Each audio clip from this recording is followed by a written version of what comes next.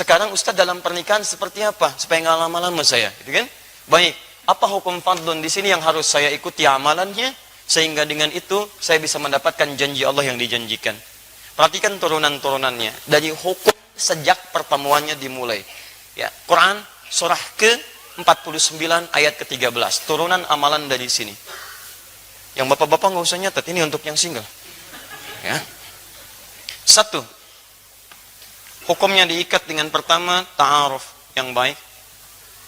Saya turunkan ayatnya Quran surah ke-49 ayat 13. Kemudian terjadi lamaran di Quran surah ke-4 ayat yang ke-4. Terjadi pernikahan di Quran surah ke-30 ayat ke-21. Kemudian pembagian tugasnya di Quran surah ke-4 ayat 34-nya paling kiri sebelah atas. Kemudian perannya digambarkan dalam surah Yusuf, mulai ada pembagian di Quran surah ke-12 misalnya, kita ambil di ayat ke-5 sampai dengan ayat ke-6-nya. Setelah itu baru masuk ke percarian nafkah yang katanya fuqara. Anda tunaikan saja Quran surah kedua ayat 168.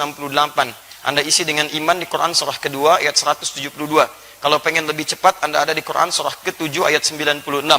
Kemudian setelah itu, kita hapus dulu yang ini. Semoga Allah ampuni dosa orang-orang bisa membantu menghapus tapi tidak mau menghapus. Baik ya. Bismillah. Baik, kita simpan di sini supaya lebih dekat. Baik. Kembali ke sini.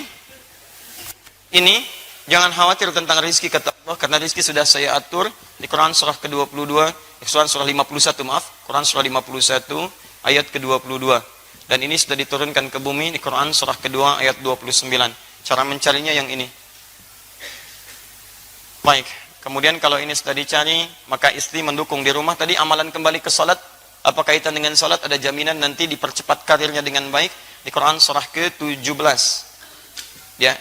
Ayat ke-79 sampai dengan 80. Ini tentang tahajud. Orang tahajud diberikan banyak kemuliaan di sini. Dan tingkatkan lagi takwa dengan amalan lainnya supaya rezekinya dipercepat dari sisi yang tidak diduga. Quran surah 65 ayat 2 sampai dengan ayat ketiganya. Ya. Ini ayatnya. Gak percaya silahkan amalkan. Antum amalkan, persiapkan dengan ayat-ayat ini. Terjadilah apa yang terjadi, maka Masya Allah. Ada yang dijadikan cukup materinya, tapi kaya dalam hatinya. Itu yang hebat. Ada yang dijadikan kaya suasana hatinya, kaya juga rumah tangganya. Modelnya banyak. Seperti yang pertama, Ali bin Abi Thalib radhiyallahu ta'ala anhu. Sampai pakaian rumah tangganya, sampai sekarang masih ada di abadi di Top Cafe. Ada, teman-teman sekalian. Pakaian Sayyidah Fatimah, pedangnya Ali bin Abi Thalib. Bagian dari kisah perjalanan kehidupannya. Ada.